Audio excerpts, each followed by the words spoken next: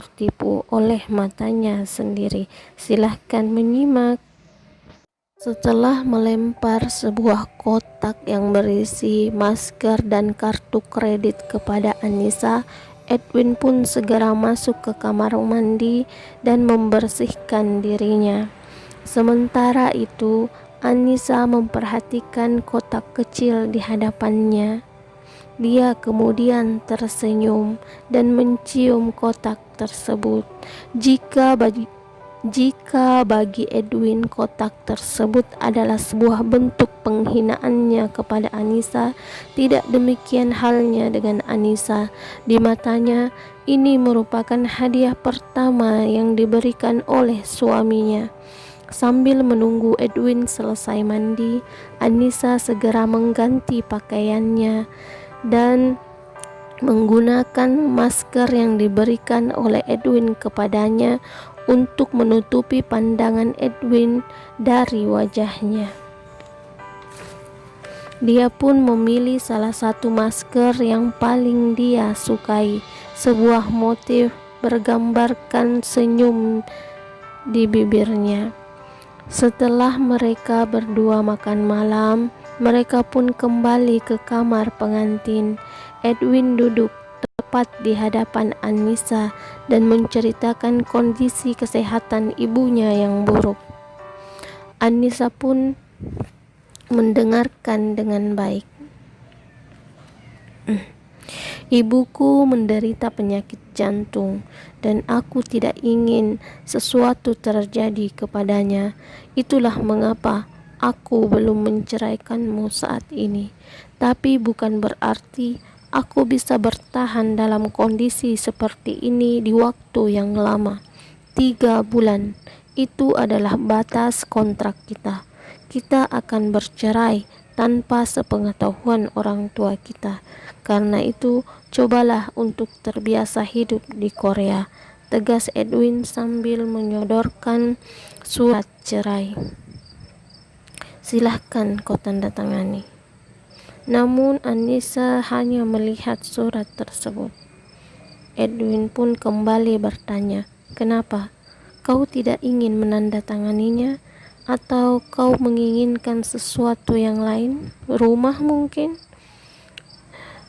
Anissa pun memotong pembicaraan Edwin. Tidak, aku tidak butuh hal lain.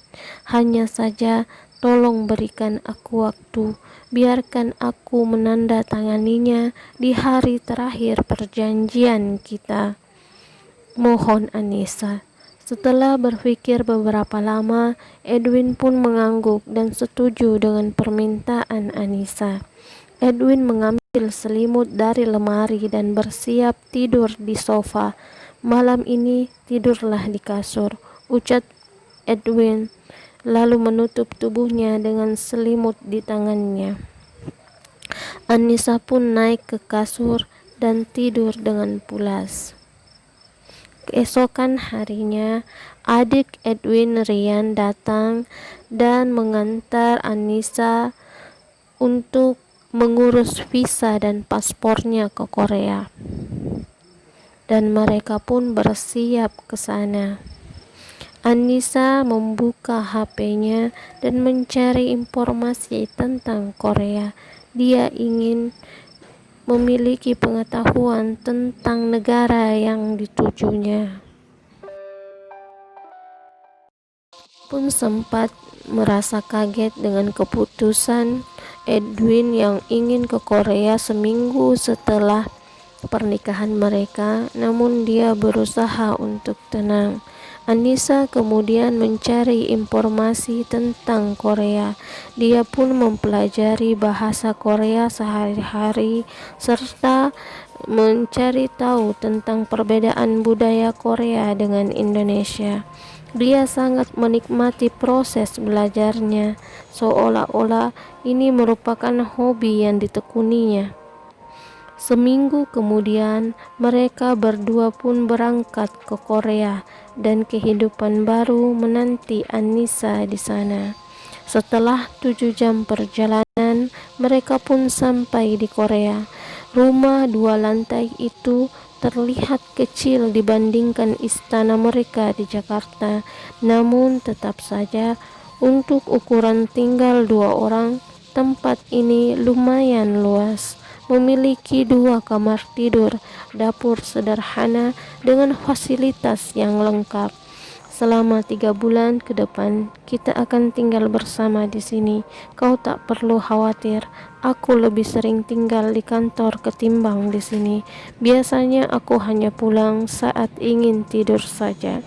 Dan kamu tidak perlu repot-repot membersihkan tempat ini. Ada bibi yang bertugas membersihkannya setiap hari. Untuk makanan, kamu bisa memesannya, atau jika kamu bosan, kamu bisa membeli bahan makanan segar di supermarket terdekat di sana. Tunjuk Edwin ke arah timur. 3 bulan berlalu. Malam ini adalah malam yang penting bagi Anissa, sebab mau tidak mau dia harus menandatangani surat perceraian yang ada di hadapannya. Dia mengenang kembali kebersamaannya bersama Edwin.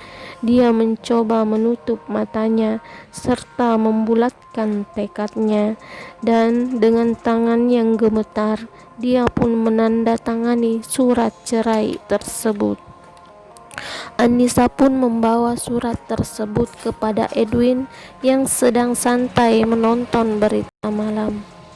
Dia kemudian berkata, "Aku sudah menandatangani surat cerai ini," ucap Anissa singkat sambil memberikan dokumen tersebut kepada Edwin. "Oke, besok kita kembali ke Indonesia."